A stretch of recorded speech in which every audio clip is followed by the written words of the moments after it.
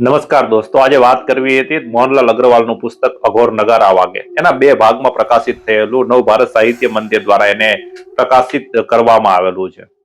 એક એવી રહસ્યમય દુનિયા છે, એક એવી કલ્પનાની દુનિયા છે જે કદાચ તમે જોઈ નથી તો માની પણ નહીં શકો. જ્યાં મૃત્યુનો કોઈ ડર નથી, પણ મૃત્યુને એક ઉત્સવ તરીકે સ્વીકારવામાં આવે છે. જ્યાં ચિતાની રાખને એક શણગાર તરીકે સજાવવામાં આવે છે પોતાના શરીર ઉપર, અને જ્યાં મંત્ર સાધના જ જીવન છે, આથી વિશેષ કોઈ જીવન નથી. એવી એક દુનિયા, જે અઘોરી લાગતો માણસ, બાવા સાધુ જેવો લાગતો માણસ કેટલો સિદ્ધ હોઈ શકે છે, એ બાબતનું આ પુસ્તક છે, જેના માટેના અનેક રહસ્યો છે, અને એ રહસ્યો આપણે આજે આ વિડીયોમાં જોવાના છે. તો તૈયાર થઈ જાવ એક રહસ્યમય દુનિયાને જોવા માટે.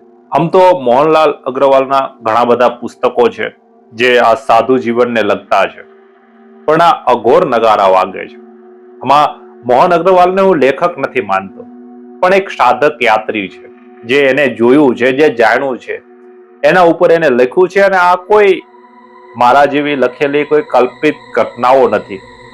આ એક એવી સચોટ ઘટનાઓ એને લખી છે.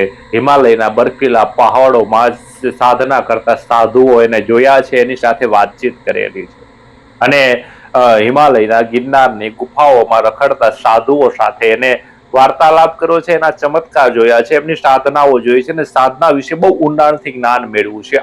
આબુ વિશે અત્યારે આપણા ગુજરાતમાં જોવા જઈએ તો આબુનું નામ આવ્યું એટલે પીવાની વાત આવે, પણ એ માણસે ત્યાંના સાધુઓને, અને આબુ કેટલું બધું, હું હજુ સુધી નથી ગયો આબુ, પણ એ આબુ કેટલા સિદ્ધ લોકોથી ભરાયેલું છે એની વાતો આમાં કરેલી છે. અને એ અર્બુદ મંડળ જે આખું એને બતાવ્યું છે, એ એટલું જબરજસ્ત છે. અને એને જે 25 વર્ષની મહેનત છે, અને એ 25 વર્ષમાં એને જે સાધુ સંતો મળ્યા છે, અને એના વિશે એની વાતો છે, અને એ આખું પુસ્તક જબરજસ્ત રીતે એને કંડારી, અને એની આપણે વાતો કરીએ તો એમાં સૌથી મહત્વની સાધનાઓ જે છે એની હું વાત કરીશ. તો સૌથી પહેલો આવે યક્ષિણી સાધના. યક્ષિણી સાધના એટલે એક એવી સાધના કે જેનાથી તમારે કોઈ પણ વસ્તુ, તમારે જે પણ મનોકામના હોય, જે પણ ઈચ્છા હોય, એ પૂર્તિ કરવાની ક્ષમતા આ સાધના રાખે છે. યક્ષિણી સાધના માટે ઓછામાં ઓછો 6 મહિનાની આસપાસનો સમય સાધના કરવા માટે જોઈએ છે, અને સિદ્ધ સાધુ પણ એના ગુરુ હોવા જોઈએ, જે એને યોગ્ય માર્ગદર્શન આપી શકે. પછી બીજી આવે બહુ ફેમસ, અને અત્યારે વારંવાર આ શબ્દ તમારા મગજમાં આવતો હશે, કર્ણપિશાચી વિદ્યા, કે જે વ્યક્તિનો ભૂતકાળ અને વર્તમાન બતાવી શકે છે. તો કર્ણપિશાચી વિદ્યા શું છે કે જે કોઈ દિવસ ભવિષ્ય બતાવતો નથી. ઘણી વખત હું આ વાંચ્યા પછી બાબા વાઘેશ્વરનું જયારે હું જોઉં છું, ત્યારે મને ક્યાંક ને ક્યાંક એવું લાગે કે આ કદાચ કોઈ કર્ણપિશાચી વિદ્યા હોઈ શકે છે, કે જે તમારો ભૂતકાળ ચોખ્ખે ચોખ્ખો બતાવે છે.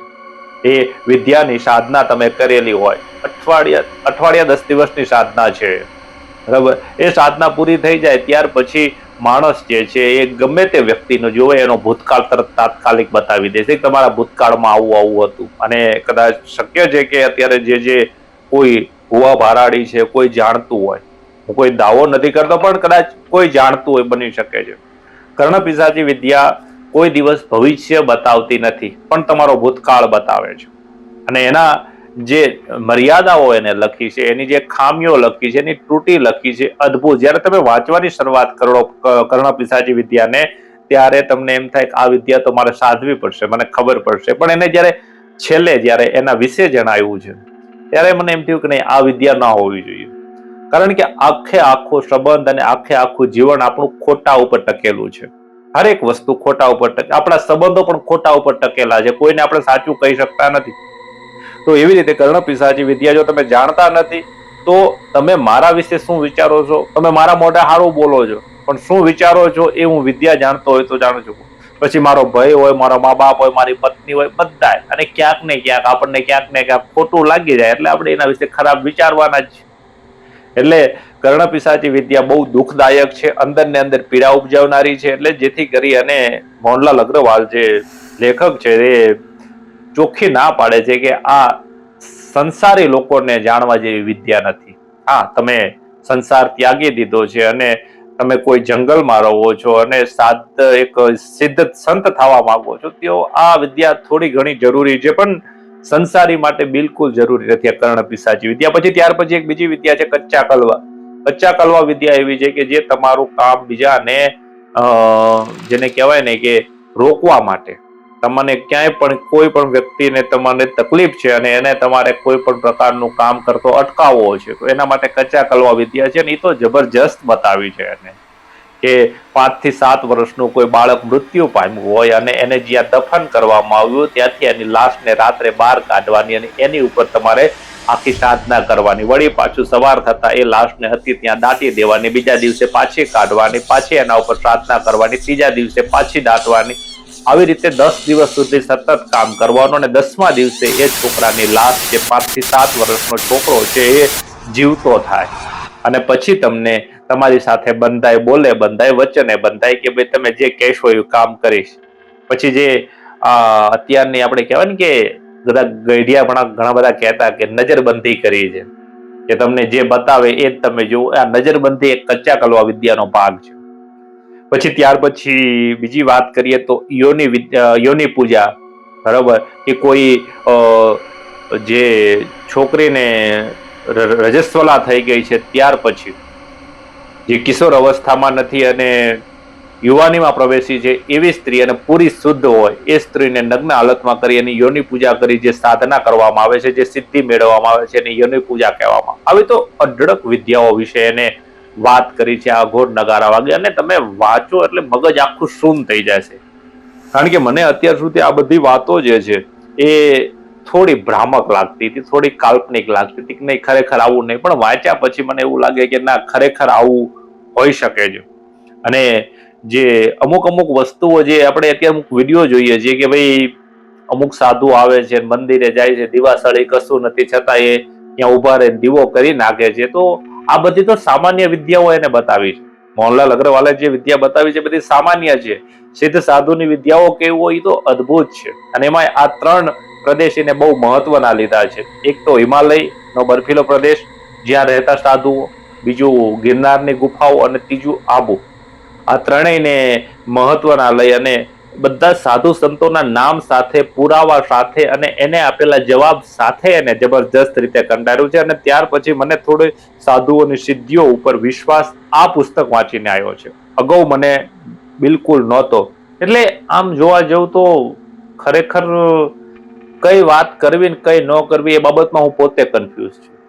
અને આજે મોહનલાલ અગ્રવાલ સિવાય તમે જુઓ તો થાનમાં હજુ પણ જીવિત છે રામકુભાઈ ખાચર, જે પોતે એના સાક્ષી છે. થાનમાં અત્યારે પણ જીવિત છે રામકુભાઈ ખાચર, બરોબર.